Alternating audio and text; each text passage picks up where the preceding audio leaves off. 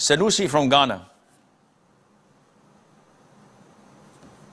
Assalamu alaikum wa rahmatullahi wa barakatuh. Alaikum assalam wa rahmatullahi wa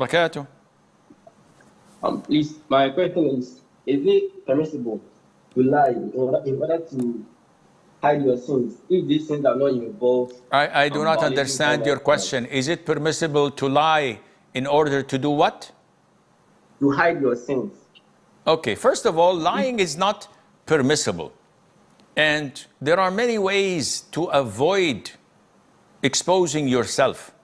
So you can use al-ma'arid. You can camouflage your answer by dodging it, by giving an ambiguous answer that may take 2 or 3 meanings.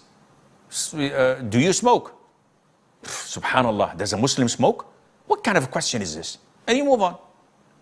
But if you were trapped and cornered and you had no other option to protect yourself from exposing your sin than to lie, then you can lie. Tanveer from the US.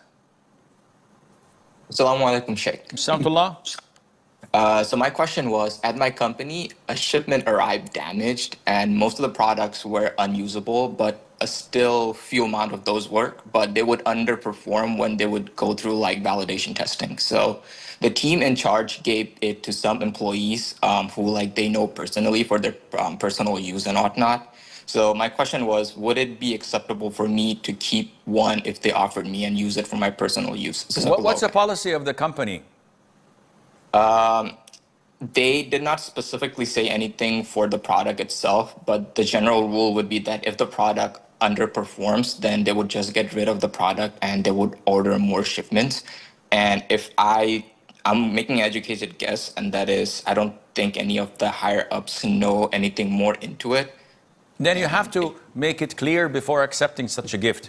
Meaning, if there is a defect product that you've bought, the norm is to contact the manufacturer and either have them repossess it and substitute it with something that's working, or they would say, okay, keep the defected parts or products and we will give you something new in return. And the company says the defected parts, we don't need them, throw them in the garbage, or if you want to dispose it to one of your workers, that's fine with us. Now it's fine for you. Without such clear directive, no, you cannot have it. A man from India. Assalamu alaikum wa rahmatullahi wa barakatuh, Sheikh. Alaikum assalam wa barakatuh.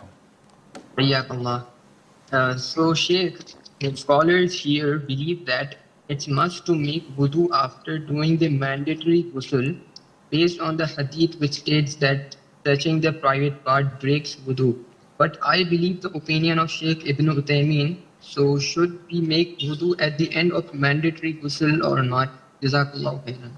Wa jazak. First of all, Akhi, the question doesn't make any sense. If the scholars of your country believe something and you believe in one scholar who is a knowledgeable scholar and trusted scholar like Ibn Uthaymeen and you follow him, your question doesn't make any sense. So are you telling me I should abandon what I believe in and the evidences that I follow and instead follow a bunch of scholars in my country just because Simon says? Doesn't make any sense. You are obliged to follow the Qur'an and the Sunnah. If you're able to interpret that on your own because you're a highly decorated student of knowledge, so be it. If you're a layman and don't have the ability to do so, you have to abide by what your scholar whom you had chosen to be your guide because of his religious knowledge, his commitment, his ethics, his wisdom, etc. In this case, don't look elsewhere for other opinions. Just stick to what your scholar says, and alhamdulillah, that would be sufficient. Shireen from India.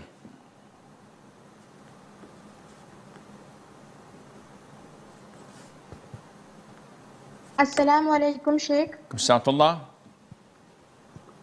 I usually pray 3 rakah witr as a precaution, but don't follow Hanafi apart from Asr time as I am from India. Yesterday I broke it due to waswas and I am ashamed of it.